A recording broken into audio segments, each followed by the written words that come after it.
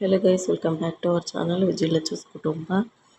ಇವತ್ತು ಮಹಾಲಯ ಅಮಾವಾಸ್ಯೆ. ಅಂದರೆ ಕೆಲವರೆಲ್ಲ ಏನು ಮಾಡ್ತಾರೆ, ಪಿತೃಪಕ್ಷಕ್ಕೆ ಸತ್ತಿರೋರಿಗೆ ಎಡೆ ಇಡ್ತಾರೆ. ಆದರೆ ನಮ್ಮ ಮನೇಲಿ ದೇವರ ಎಡೆನ ಇಟ್ಕೋದು. ಸೊ ಇದು ನಮ್ಮ ಮನೇಲಿ ಬೆಳಿಗ್ಗೆನೇ ಎದ್ದು ಸ್ನಾನ ಮಾಡಿ ನಮ್ಮ ಮನೆಯೆಲ್ಲ ಕ್ಲೀನ್ ಮಾಡಿ ದೀಪ ಹಚ್ಚಿ ನಮ್ಮ ತಾಯಿ ಮನೆಗೆ ಹೋಗ್ತಾ ಇದ್ದೀನಿ. ನಮ್ಮ ಮನೆ ಪಕ್ಕದಲ್ಲೇ ಇರೋದು. ಸೊ ಇಲ್ಲಿ ಅಡುಗೆ ಎಲ್ಲ ಮಾಡಿದ್ವಿ. ಎಲ್ಲ ಮಾಡೋ ಅಷ್ಟೊತ್ತಿಗೆ ಮಧ್ಯಾಹ್ನ ಆಯಿತು. ದೇವರಿಗೆ ಎಡೆ ಇಡೋ ಅಂಥದ್ದು ಚಾಮುಂಡೇಶ್ವರಿನ ಇವತ್ತು ಪಟ್ಟಕ್ಕೆ ಕೂರಿಸ್ತಾರಲ್ಲ. ಸೊ ಹಾಗೆ ಇದು ರೇಣುಕಾದೇವಿ ಇಲ್ಲಮ್ಮ ನಮ್ಮ ಮನೆ ದೇವರು. ಈ ದೇವ್ರನ್ನೂ ಕೂಡ ಪಟ್ಟಕ್ಕೆ ಕೂರಿಸ್ತಾರೆ ಇವತ್ತು. ಸೊ ಹಾಗಾಗಿ ನಾವು ಸತ್ತಿರೋರಿಗೆ ಎಡೆ ಇಟ್ಟಿಲ್ಲ, ದೇವ್ರಿಗೆ ಎಡೆ ಇಟ್ಟಿರೋಂಥದ್ದು.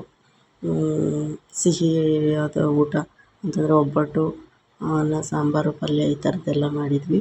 ಈ ಕಡೆ ತರಕಾರಿ ಎಲ್ಲ ಇಟ್ಟಿದ್ವಿ. ಸೊ ಪೂಜೆ ಎಲ್ಲ ಆಯಿತು. ಪೂಜೆ ಎಡೆ ಎಲ್ಲ ಆದಮೇಲೆ ಒಂದು 4 ಜನಕ್ಕೆ ಊಟಕ್ಕೆ ಹಾಕೋಣ ಅಂತೇಳಿ ಪ್ಲ್ಯಾನ್ ಮಾಡ್ಕೊಂಡು ಇದನ್ನೆಲ್ಲ ಮಾಡಿದ್ದೀವಿ.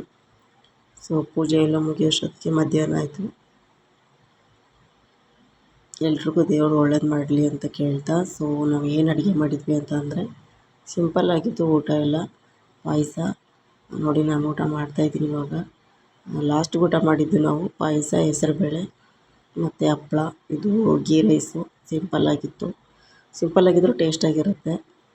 ಸೊ ಅದಕ್ಕೆ ನಾನು ಯಾವಾಗಲೂ ಈ ರೀತಿ ಸಿಂಪಲ್ಲಾಗಿ ಗೀ ರೈಸು ಮತ್ತು ಕಾಳು ಗೊಜ್ಜು ಇದು ಚೆನ್ನಾಗಿ ಮ್ಯಾಚ್ ಆಗುತ್ತೆ ಅಂತ ಹೇಳ್ಬಿಟ್ಟು ಇದು ಎರಡನ್ನೂ ಮಾಡಿದ್ವಿ. ಮತ್ತು ಒಬ್ಬಟ್ಟು ಅಂತಂದರೆ ಕಾಯಿ ಒಬ್ಬಟ್ಟು ಮಾಡಿದ್ವಿ.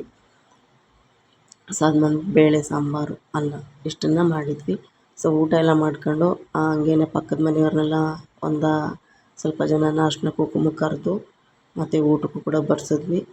ಸೊ ಇದೊಂದು ಮಿನಿ ವ್ಲಾಗ್ ಅಷ್ಟೇ. ತುಂಬ ದಿನದಿಂದ ವೀಡಿಯೋ ಅಪ್ಲೋಡ್ ಮಾಡಿರಲಿಲ್ಲ, ಅದಕ್ಕೆ ಸಿಂಪಲ್ಲಾಗಿ ಚಿಕ್ಕ ವೀಡಿಯೋ ಮಾಡಿದ್ನಲ್ಲ ಅದನ್ನು ಅಪ್ಲೋಡ್ ಮಾಡ್ತಾಯಿದ್ದೀನಿ. ಸೊ ದಯವಿಟ್ಟು ಲೈಕ್ ಮಾಡಿ, ಶೇರ್ ಮಾಡಿ, ಕಮೆಂಟ್ ಮಾಡಿ, ಹಾಗೂ ಸಬ್ಸ್ಕ್ರೈಬ್ ಮಾಡಿ.